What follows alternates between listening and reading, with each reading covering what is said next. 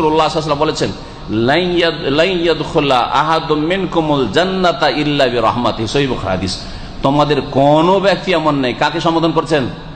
সাহাবীদেরকে, আবু বকর, ওমর, উসমান, আলী, আশরা মুবাশশারা, তাদেরকে সম্বোধন করে বলছেন যে তোমাদের মধ্যেকার কেউ জান্নাতে যেতে পারবে না নিজের আমল দিয়ে। তখন সাহাবীর যে, ইয়া রাসূলুল্লাহ ওয়ালা আনতা ইয়া রাসূলুল্লাহ, আপনিও আপনার আমল দিয়ে জান্নাত যেতে পারবেন না? আপনার এত আমল, আর তাহাজ্জুদ পড়ে পা ফুলিয়ে দিচ্ছেন, পা ফেটে যাচ্ছে, আপনার আমল দিয়েও জান্নাত যেতে পারবেন না? বলছে ওয়ালা আনা, আমিও নিজের আমল দিয়ে যদি বলি যে আমার আমল দিয়ে জান্নাতে যাব, আমার ঈমান দিয়ে জান্নাতে যাব, তো আমি জান্নাতে যেতে পারবো না। কারণ আল্লাহ যদি বলেন তোর চোখের নিয়ামতের মূল্য দে, বিনিময় দে, হ্যাঁ, তোর যে জবান আছে কথা বলছিস সারা জীবন, এর মূল্য দে, জিভাতে যে স্বাদ চাচ্ছিস এর শুকরিয়াতে কি দিবি দে, এই দিতে দিতে এখানেই তো শেষ হয়ে যাবে, তো জান্নাত কি দিয়ে পাবেন আপনি? আমিও আল্লাহ রহমত ছাড়া জান্নাতে যেতে পারবো না। নবী সাল্লাল্লাহু আলাইহি ওয়াসাল্লাম বলছেন, ইল্লা ইয়াতাগাম্মাদানি আল্লাহু বিরাহমাতিহি মিনহু ওয়া ফাদলিহি, তবে আল্লাহ রাব্বুল আলামিন যদি তার রহমত দিয়ে আমাকে ঢেকে নেন তাহলেই জান্নাতে যেতে পারবো।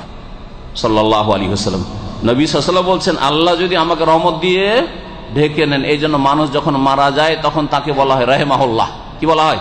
বা রহমতুল্লাহ আলাইহি, অমুক রহমতুল্লাহ। আমার দেশের লোকেরা শুধু বড় বড় যারা ইমাম আলেম, হ্যাঁ, ইমাম বুখারী রহমতুল্লাহ আলাইহি, ইমাম আবু হানিফা রহমতুল্লাহ আলাইহি, আর বাপ যখন মারা যাচ্ছে আমার আব্বা রাহিমাহুল্লাহ বলতে জানে না, কিন্তু আরবরা জানে। অন্তত আরবদের মধ্যে এই বৈশিষ্ট্য আছে, আবি রাহিমাহুল্লাহ। যদি বাপ মারা গিয়ে থাকে, বাপের নাম আসলে কি বলবে? রাহিমাহুল্লাহ বলতে শিখেন। বাপ যার মারা গেছে সাথে সাথে যতবার বাপের নাম আসবে রাহিমাহুল্লাহ, মায়ের নাম মা মারা গেছে সাথে সাথে রাহিমাহুল্লাহ বা রাহিমাহুল্লাহই বলেন, যদি গ্রামার না জানেন অসুবিধা নেই, কিন্তু বলেন, দোয়া বলেন। আমাদের দেশের লোকেরা মরহুম বলে। মরহুম বলাটা অনেক ওলামাদের কাছে আপত্তিকর। অমুক মরহুম, অমুক মরহুম। মরহুম মানে যার উপর রহম করে দেওয়া হয়েছে। আপনি জানলেন কি করে যে রহম করে দেওয়া হয়েছে? হইতে পারে এমন পাপে ফেসে আছে এখনো রহম হয়নি, হ্যাঁ? তাহলে মরহুম বলাটা আপত্তিকর।